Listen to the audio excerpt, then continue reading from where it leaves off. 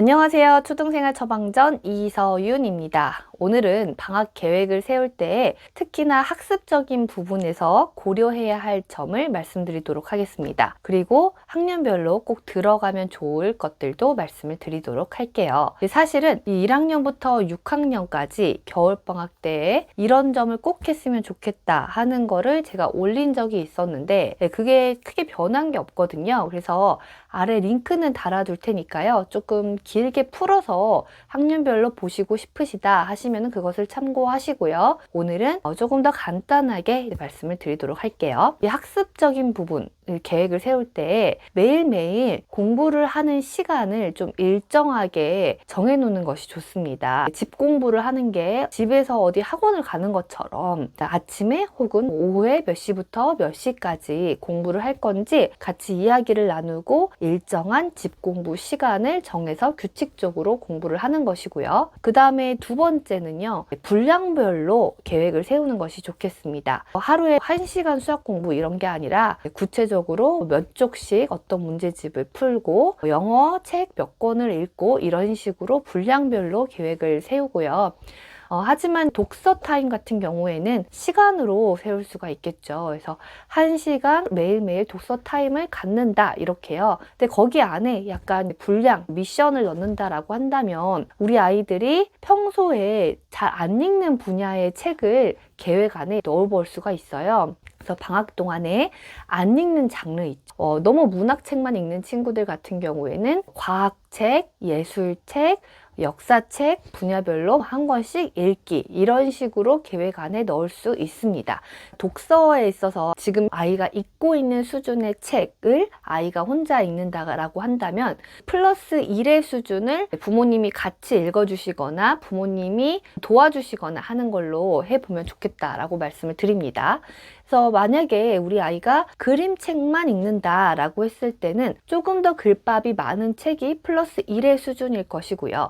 너무 만화책만 읽는다라고 했을 때는 역시 텍스트가 좀 더 많은 책이 플러스 1의 수준이겠죠. 너무 문학책만 읽는다 같은 경우에는 조금 지식책이 플러스 1의 수준의 책일 거고요. 또 너무 지식책만 읽는다라고 했을 때는 문학책이 플러스 1의 수준이 된다라고 생각을 하시면 되겠습니다. 그래서 우리 아이가 잘 읽는 부분은 통제하지 않는 부분의 책으로 아이가 독서를 즐기고 그 다음 잘 읽지 않은 부분은 더 도와준다라고 생각을 하시면서 골라서 읽어준다라든지 아니면 한쪽씩 돌아가면서 읽는다라든지 이런 시도를 하면서 사다리를 놔주시는 것입니다. 그래서 1학년부터 6학년까지 생각을 해보면은 독서, 영어, 수학은 기본 뼈대로 가는 것은 똑같아요. 어떤 학년이나. 그래서 예비 1학년이다. 아직 미취학인데 1학년 입학을 앞두고 있다.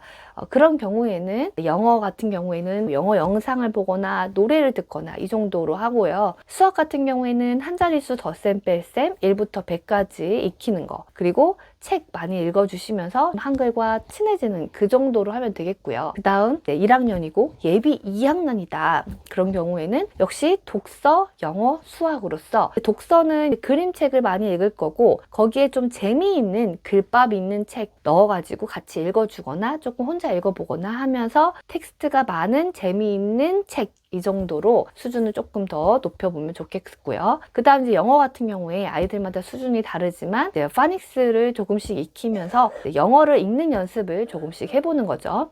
그리고 수학 같은 경우에는 1학년은 덧셈 뺄셈을 제대로 하는지 한번 보시고 된다라고 하면 2학년 1학기 예습을 하면 됩니다. 지금 2학년, 예비 3학년 같은 경우에는 역시 독서, 영어, 수학이 기본으로 가야 돼요. 독서 같은 경우에는 3학년 때 사회과학을 처음 배우게 되기 때문에 교과 연계 독서로 해서 3학년 사회에서 배우는 내용, 우리 고장에 대한 거, 그리고 통신수단, 교통수단의 변화 이런 것들과 관련된 책을 도서관에서 한번 발견하신다면 한번 읽어보면 좋아요. 근데 너무 이거 교과서와 연계해서 읽어야 되겠다라는 그런 부담이나 강박을 갖지는 않으셔도 되고요. 보이면은 읽는 거죠.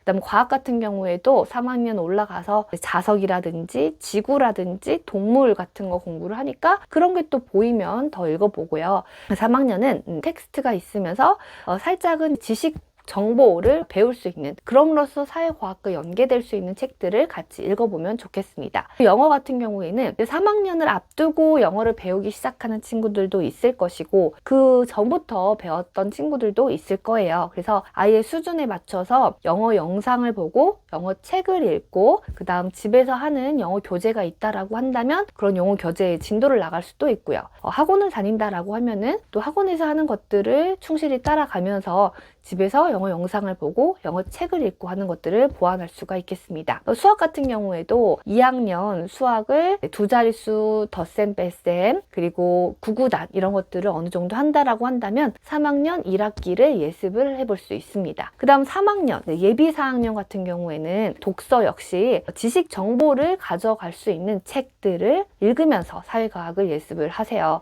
그래서 사회과학을 문제집을 풀거나 하는 예습이 아니라 독서를 하면서 배경 지식을 늘린다. 그리고 체험학습으로 간다. 박물관을 가보거나 과학관을 가보거나 이런 것들로 해보시는 것이 좋겠습니다. 그리고 영어 같은 경우에도 계속 영어 영상, 영어 책, 그리고 영어 교재. 영어 교재라고 한다면 집에서 사용할 수 있는 게 파닉스나 사이트워드, 영어 읽기를 처음 시작하는 친구들은 그런 것일 거고요. 그 다음에 읽기가 되었다라면은 듣기, 읽기, 말하기, 쓰기 여러 가지 교재들이 있어요. 한번 제가 교재들을 또 리뷰를 해보면 좋을 텐데요. 그래서 그런 교재들을 한 권씩 진도가 학원에서 나가는 것처럼 집에서 나가는 거예요. 그리고 수학 같은 경우에는 4학년 거를 예습을 해야 되는데 쉬운 수학 문제집을 쉽고 훑어보기 편한 것을 사가지고 한번 훑어보는 거예요. 응용 문제집으로 시작을 하는 게 아니라 기초 문제집을 한번 훑어보고 간다라고 생각을 하시고 예습을 하는 것이죠. 그 다음에 예비 5학년이다. 그러면은 4학년 수학에서는 살짝 어려워하는 것들이 있었어요. 두 자릿수 나누기 두 자릿수, 세 자릿수 나누기 두 자릿수, 혹은 분수의 덧셈, 뺄셈 이런 것들 어려워하는 부분이 있는가 한번 보시면서 확인을 해보시고 확인을 어떻게 해야 되느냐 이게 생각을 해보실 수가 있죠. 그동안 풀었던 문제집을 보셔도 되지만 또 에듀넷이라는 사이트에 들어가서 한번 4학년 1학기, 2학기의 수학을 문제 수까지 조정하고 난이도도 조정해서 인쇄를 해서 같이 풀어볼 수가 있어요. 그렇게 해서 4학년 거를 알고 있는지 점검을 할 수도 있습니다. 그게 아니면은 그동안의 단원 평가를 어느 정도 잘 봐왔고 수학 문제집을 풀었을 때 오답률이 그렇게 많지 않았다라고 한다면 5학년 1학기 거를 예습을 할 수가 있습니다. 5학년 1학기 수학에서 약분, 통분, 최소공배수, 최대공약수 이렇게 어려워하는 부분들이 많이 있으니까 특히나 이 초반 부분은 예습을 하고 가는 것이 아이들이 공부에 익숙해지는 데 좋습니다. 예비 6학년이다 같은 경우에도 똑같이 독서, 영어, 수학을 그대로 가져가는데요. 수학 같은 경우에도 또 역시 6학년에도 어려워하는 부분이 많이 있으니까 예습하고 독서도 6학년이라고 해가지고 독서할 시간이 없어, 문제집 풀어야 돼 이게 아니라 독서는 그대로 오히려 더 많이 가져가셔야 돼요. 영어도 영어책 읽고 영어 영상 보고 계속합니다. 그럼 독서, 영어, 수학이 그대로 기본으로 간 다음에 이제 프로젝트로 방학 동안에 더 넣을 수 있는 것들을 넣어봐야 된다라는 것이죠. 예비 2학년이다. 그러면은 일기 쓰기를 넣어보시기를 추천을 드려요. 그래서 일기 쓰면서 맞춤법을 좀 알려주시는 거죠. 틀린 것도 고쳐주시고 이렇게 읽는 거다 하고 책 읽으면서 한 번 더 짚어주시는 것들을 해보시는 것입니다. 그 다음에 예비 3학년이다. 그런 경우에는 저는 이제 일기 쓰기 를 해봐도 좋고요. 그 다음에 한자 어휘 추천을 드립니다. 제가 한자 어휘 끝내기 교재 낸 거 있는데 그거 한번 참고해 보시고요.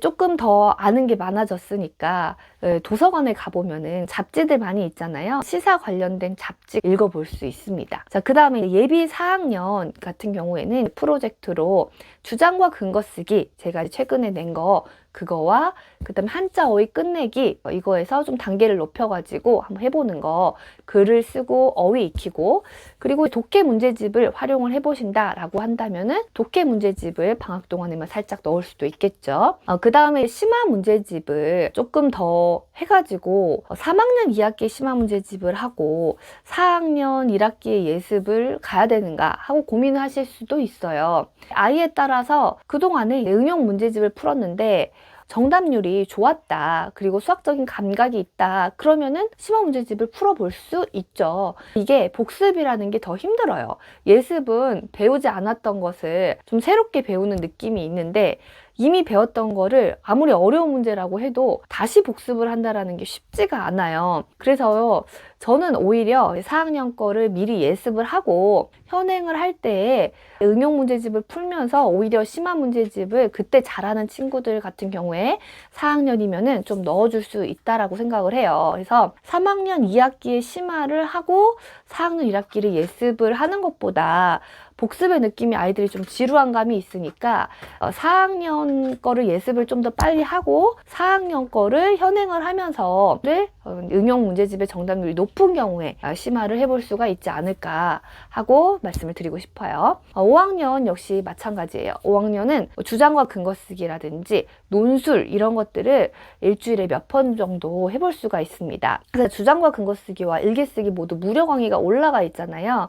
그래서 그런 거를 학년에 따라서 한번 활용을 해보시고 그 다음에 이제 5학년 때에 한자 어휘를 배운다라고 한다면 사실 속도가 더 빨리 나고 효과를 더 많이 볼 수가 있어요. 이미 알고 있는 게 많기 때문에 한자 어휘를 한번 정리를 해보시고 그 다음에 독해 문제집을 활용해 보신다라고 한다면 우리 아이가 너무 문학책만 읽는다라고 했을 때는 비문학류를 그런 식으로 접할 수도 있죠. 근데 필수는 아니에요. 그래서 우리 아이의 약점에 따라서 제공을 해주는 겁니다. 그리고 아까 말씀드렸듯이 수학 같은 경우에 수학을 6학년 거, 5학년 거를 조금 더 빨리 예습을 한 다음에 속도를 빨리 내서 현행을 할 때 심화를 같이 해보는 게 조금 지루한 느낌이 덜 든다. 이렇게 생각을 해보시고 그리고 프로젝트처럼 우리 아이가 몇 학년인지 상관없이 영어책을 이번 방학 동안에 몇 권 읽어보자 이렇게 들어갈 수도 있죠. 네, 그 다음에 3학년 이상이다 그런 경우에는 또 방학 동안에 이런 걸 해볼 수가 있어요. 고전을 한번 읽어보자 혹은 5학년 이상이다 라고 했을 때는 고전 중에서도 명심보감, 논어 이런 것들에 도전을 해볼 수가 있죠. 근데 이런 거를 많이 할 수는 없고 하루에 한 문구 아니면 2개의 문구 이런 것들을 그냥 차분하게 생각을 해보는 시간 그렇게 가질 수가 있다는 거예요. 그래서 크게 독서, 영어, 수학의 큰 틀은 방학 동안에도 변하지 않는다. 근데 여기에 운동도 하고 그림도 그리고 피아노도 하고 이런 것들은 추가로 될 수가 있겠죠. 근데 학습에 있어서 독서, 영어, 수학의 큰 틀은 바뀌지 않고 우리 아이의 상황이나 강점, 약점, 학년에 따라서 프로젝트처럼 이거저거 이렇게 넣어보는 거죠. 이번 방학 동안에 핵심 목표를 한두 가지로 가져가면서 독서, 영어, 수학은 그대로 가져가고 뭔가 이거 한번 몰입해서 해보는 그런 시간으로 계획을 한번 세워보시기를 바라겠습니다. 그래서 저희 초초반 구독자분들은요. 어떤 거를 프로젝트처럼 몰입해서 가져가실지 댓글 달아주시면은 서로 또 참고가 되지 않을까라는 생각이 듭니다. 그럼 저는 또 다음 영상에서 뵐게요. 안녕히 계세요.